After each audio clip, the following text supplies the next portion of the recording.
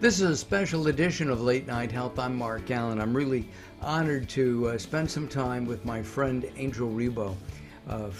He is known as the CEO Confidant. There is so much to this man. He is such a nice guy. He helps everyone. He'll probably help you. Angel, welcome to Late Night Health. Thank you very much for having me in your show and obviously for your nice words. Thank you. It's a pleasure to be here. Yeah, thank you. Tell me, you got a sign back there. Give me a break 2020. How do we do that? I want a break right now. I want the old normal back. Okay, it's very simple. You just have to help yourself to create it again, which is easier said than done, right? But yes, so it was actually three weeks ago I started to post, and I posted this with different visuals, but I started to post online. As you know, I'm very active on LinkedIn because that's where my audience is. I started to actually post "Give Me a Break 2020," right? Because I definitely was listening to my audience, and everybody was saying the same thing. I wish.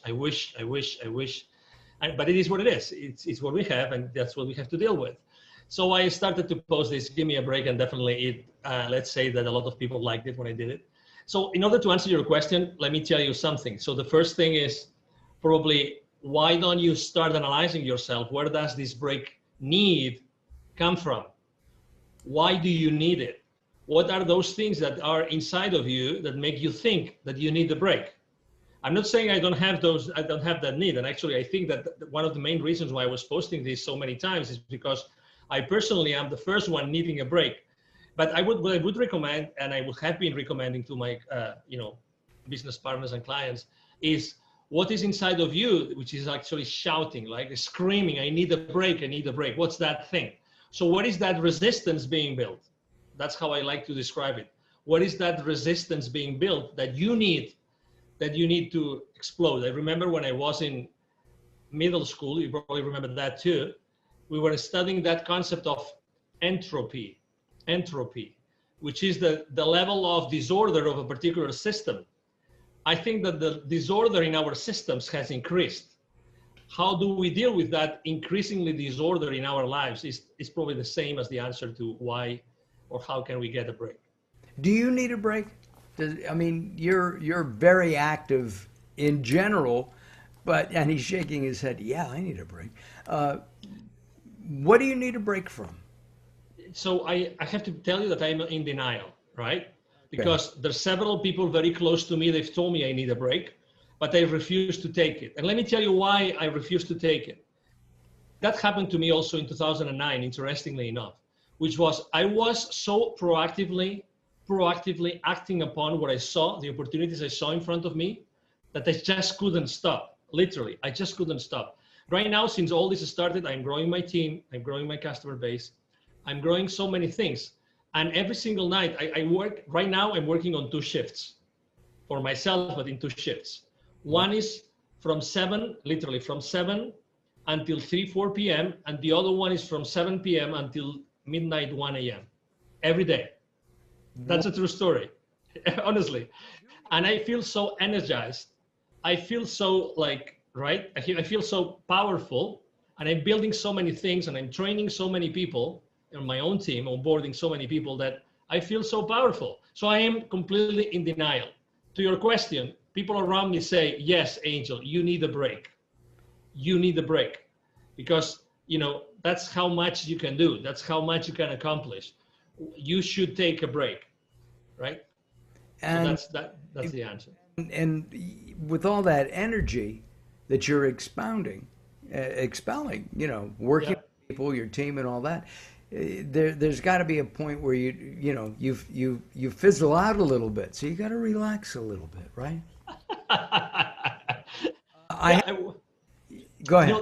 There's sometimes, no, my apologies for interrupting you, but sometimes you really feel like you're super concerned, super worried, there's something bugging you, there's something in your mind. But right now, I'm not at that place. My mind and my energy is not or are not in that place. So, I don't know if it's what I eat, because I also do, late night, show as yours, as related, health related. I do fasting. I change a few things in my diet. I have incorporated a few things in my diet, and it's very rare when I feel tired. Really, it's very rare. Wow. So yeah, it's really rare when I feel tired. And interestingly enough, I feel tired in between those shifts I told you. Some people might think this guy is crazy, but that's why I was excited to be on your show today, because when we are recording, it's exactly in between those two shifts. And but today I didn't feel it. I didn't feel tired at all between the shifts. So I was just, I said, wow, great. Actually, as you know, I was just looking for your email and getting the link, and let's do this. Let's do this no matter what. Many questions pop into my head, and one is, how do you blend in family? You have kids, Yeah, 3 kids, 3 kids, and their ages? 20, 12, and 10. All right, the 20-year-old really says, "Dad, leave me alone." What about, Totally. right? That's, what about the, no, I'm teasing, but I guess you have to have family time, don't you? I do have to have family time, and we have family time. Something very interesting that's happening nowadays, as you know, is that unfortunately the kids are not allowed to go to school. Right. So they have to do remote learning, okay? Which is this how to say this? It's a paraphrasetical way. I don't know what the right word would be in English. It's a way to paraphrase, right? Okay. Not going to school and not learning and not having the interaction with the rest of the kids or with the teachers. But so that means that actually my 12-year-old, he is having his remote learning on my office, in my office. I'm blessed to having a large office. So he's actually taking everything from the same office space I have here at my home. So actually we're becoming much more close thanks to this remote learning that they are supposed to get from their school. And the same with my daughter. That my daughter doesn't share because she's more like, girls are more girls and want to be more with girls, and they have these things and they like, discussing the little chit chat among girls. She's not sharing a space with me, but obviously she spends a lot of time at home. So we see each other much more than before. In between shifts, we try to go have, dinner outside. We try to have some time together outside. And over the weekends, obviously, we spend a lot of time together. Again, we have really decreased the amount of activities we do outdoors for obvious reasons. Right. Are you afraid that your kids, as they grow up, and they're spread out over, a couple of years there, from your 20-year-old down to your 12-year-old, that they're going to miss some kind of relationship? Look, kids, at 12 years old, your daughter goes to school, she hugs her best friend. Next week, she's got a new best friend, and she hugs that one. There's a tactile thing. When my wife and I, before COVID, would go out, we'd see, millennials sitting at dinner with their cell phone, and they're texting. I always want to know if they're texting each other, 2 feet away. But to me, they're missing stuff. When we go out, when we used to go out, we talk. And it's, even though Zoom and Skype and the other up and coming teleconferencing apps are important, and I live on Zoom, as I know you do. Aren't we missing something in that one-to-one approach? Yeah, one thing is that we're missing something. Definitely the answer to your question, I would say from my point of view, is we are missing something. But at the same time, pre-COVID, right? March, the last time that, that the kids were allowed to go to school, right? So up until March, they were very active socially. So, there was nothing missing there. We've been now 5 months without, right? 5 months, or now it's going to be 6 with all this inability to go back to school, to the buildings. So I don't think that these 6 months have actually done, or in the long term, or even in the midterm, are going to do anything wrong to the kids. Because I don't think it's long enough. And actually, to the contrary, I believe that this time at home and realizing what's going on around them has given them the opportunity to think about things that they would have never thought had they stayed on a normal, way of doing things and going to school, and mom goes to work and dad goes to work. So I think that it's a great opportunity that the kids have lived. I guess this depends on every single home, right? But I think that the thoughts and the ideas and the discussions conversations that they have had with us, with the parents at home, I think it's really important. Number two, obviously they have still met with friends. I mean, there's been sleepovers, there's been, kids, they have gone to some other, kids, friends. And so there has been some social interaction. And right now, for instance, in Texas, they are talking about opening back schools. And yeah, I mean, we still have not decided. Yeah. Have you decided if you'd let your kids go back? Yeah, I mean, when they asked us to decide back in June, we said yes. We want them to go full speed to school. But then, I mean, I regret to say this, but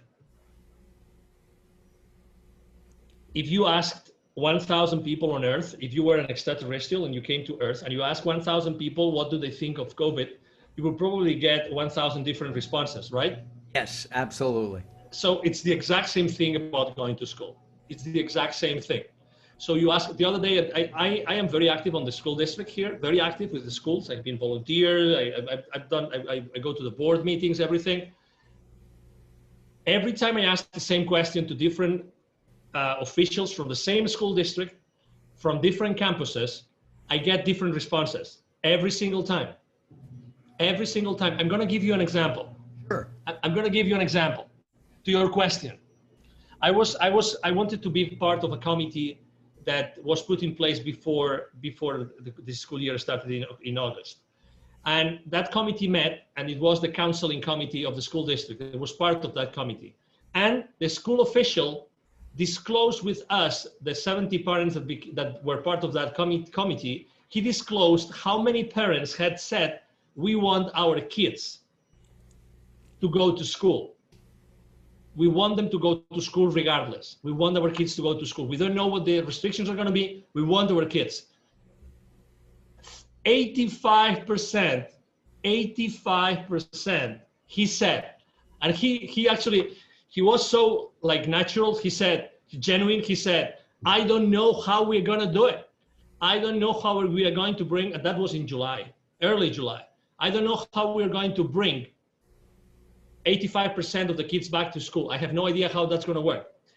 Fast forward, the school district decides there's going to be no face-to-face in-person school. Right. Because the parents had actually voted, and they voted 50-50. So we decided not to do it. And then and then you read a newspaper, local newspaper, and then you read the exact same thing. 50% of parents said, yes, we want our kids to go to school. 50% said no. So this is just an example. And I'm talking to you about public servants, Mark, public servants. Okay, so there's this bubble of common, I'm not going to say consciousness, common knowledge, right, created by, organizations, by media of all kinds of media, right? So there's this bubble, and we all try to get information and to download information from that bubble, okay? So, oh my God, where do we live? What's the reality that we are living in, Mark? There's one word that comes to mind, Angel, and that word is confusion. Right? Because we don't know. If my kids were of school age, I don't honestly know what I would do. And I really don't. I don't know if I would send them to school because it's scary, right? I have a friend whose wife was working. She came down with what she thought was a cold, got a test, took 3 days or 4 days to get that test back. She has COVID. He has, what does he do, right?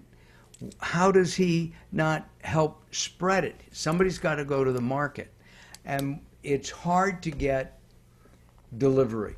Where here in Ventura County, California, where I live, I know that it can be difficult to get food picked up. And frankly, I don't know if I want somebody touching my tomatoes before I touch them. I mean, it's just honest. I think that what happens in a pandemic is that people, as I said, get confused. And at the same time, nobody knows what to do. To me, that's the scariest part. And I think what we have to do is what you teach. Angel and I have been in several different sessions together. And my understanding is you're teaching consciousness rather than confusion. And so in teaching consciousness, being open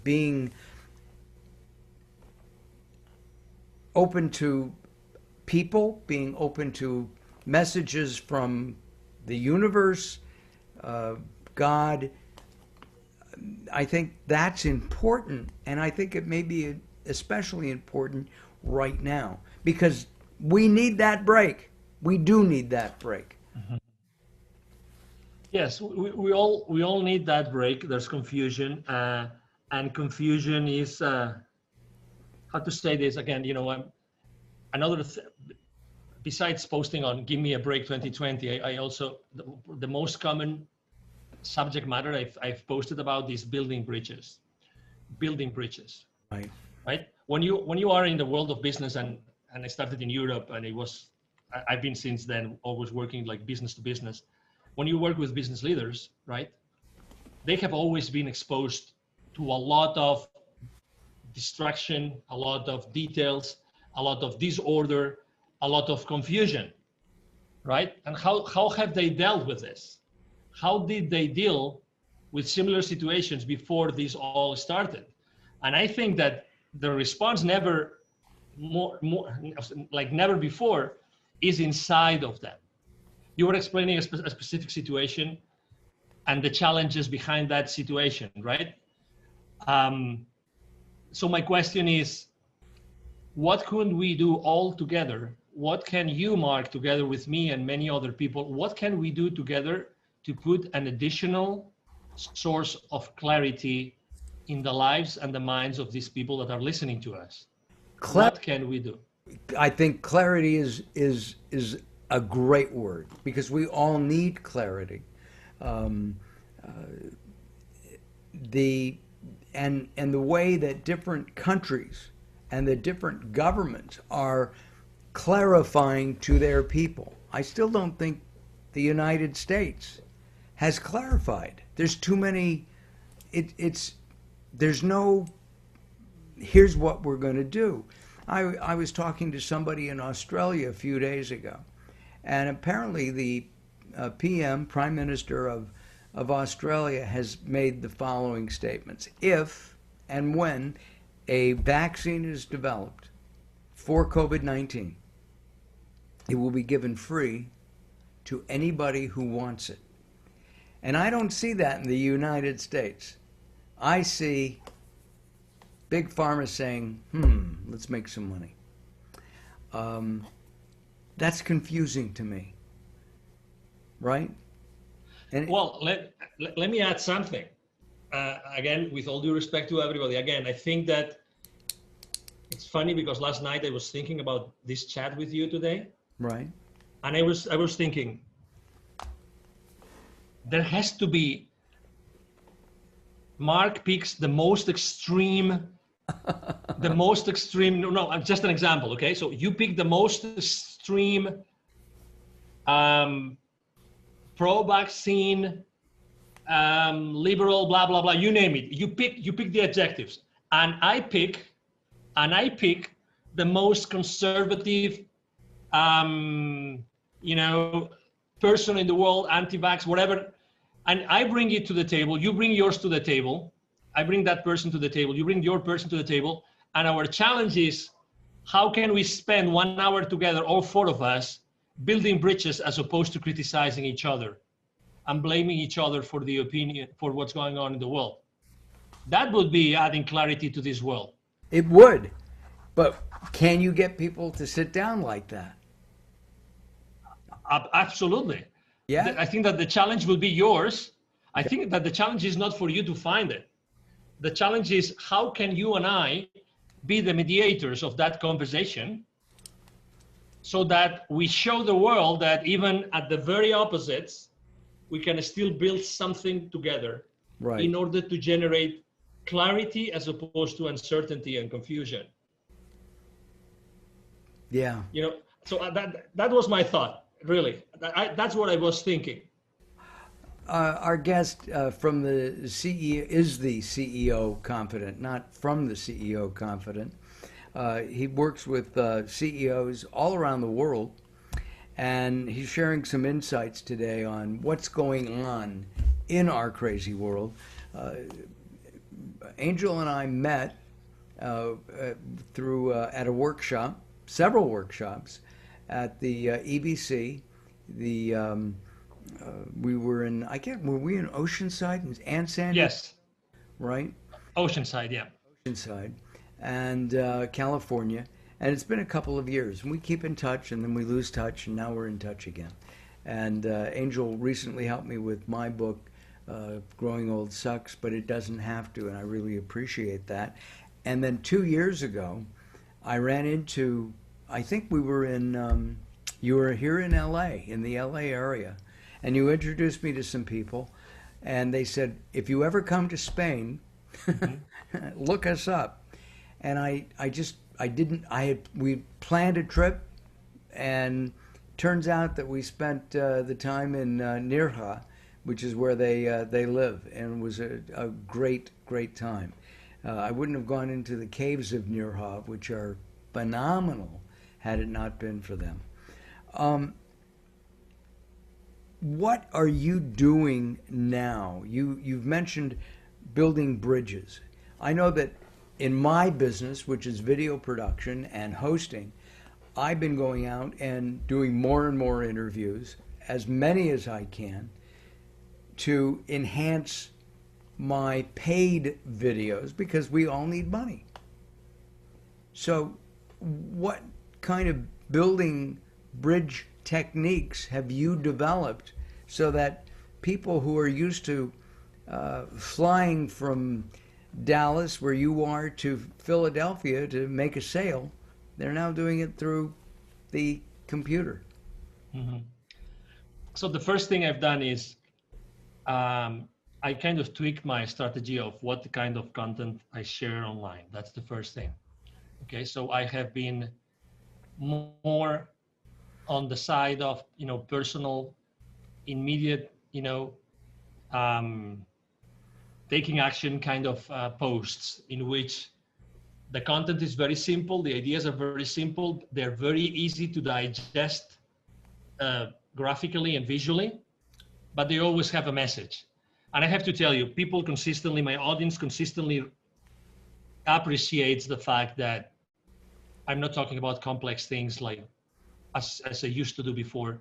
I'm now talking about more self-help motivational stuff, much more than business related, which I still do. But I think that people need more than ever, because they spend more time online. They need to hear, they need to listen and to read things more closer to their hearts. That's number one. Number two, and you mentioned it very well, it's funny how the stars align themselves. And, Mark and I had not spoken for a while, but, suddenly 3 or 4 different media like yours have picked up on me about conscious leadership. Totally. And actually that wasn't, I didn't have a branding campaign, positioning campaign like in the background, like pitching media, or no, it just came to me. It just came to me because probably what I was posting and when people see my videos and see my interviews and see my podcasts or see my content online, they know what I stand for. So, and again, going to the world of business, because as I said before, I work at the business to business environment or arena. Going to business, I think that business leaders now need to be conscious like never before. They need to hear different messages. And you, instead of working on their business, are you working with them to better understand themselves so that they can go back and work with their team? Absolutely. Absolutely. And not only that, that's why I say, I mean, I totally believe in the alignment of stars.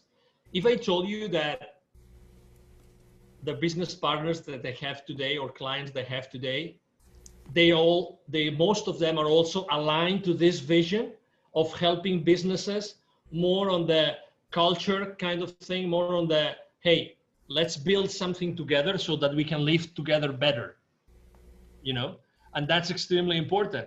So it's funny that like I am attracting, there's this inertia coming behind me, which actually is overtaking me. It's overtaking me. That would be the right word to use in that direction. So even my own business partners and clients, they are helping me do the same thing from a different perspective, but they're helping me do the same thing. And third, yes, I mean, I think that business leaders more than ever, even if they've been in similar situations, even if they had contingency plans, they had plan Bs prepared, they still need personal support. And they want to do it with someone that has been there for a long time, understands business, understands international, this kind of thing. So, to be honest, I consider myself a conduit. I'm blessed to know people like you and to be able to drink from your sources, because I mean your show is just amazing, and well, thank you. The people that you bring to the table every night is just amazing. Well, and we need the sources of wisdom more than ever before, Mark. We do. One of the things that Angel and I did, we worked with Gary Stewart in a constellation healing, and it's you kind of for me or for Angel, we don't know each other's in-depth history, but we would be asked a question and answer it as if we were part of in Angel's history, his maybe family from 2 or 3 or 4 generations back. And Angel was very complimentary, saying I hit the nail on the head. So, and I remember that specifically. Angel, we're out of time. We'll have to do this again. Let's not wait so long. Okay? You can count on me anytime, Mark. It's been a pleasure to be here. Thank you to your audience. Thank you for being patient to listen to me. And, if I can help them in any way, as they will know where to find me. Throughout our time together, we have had Angel's website up underneath, and also his LinkedIn and other social media outlets, because he is active, especially in LinkedIn, but he's active in all of them. Thank you very much for joining us here on Late Night Health. Thank you very much for having me. Talk to you soon. I look forward to it. I'm Mark Allen. Thanks for watching. We'll be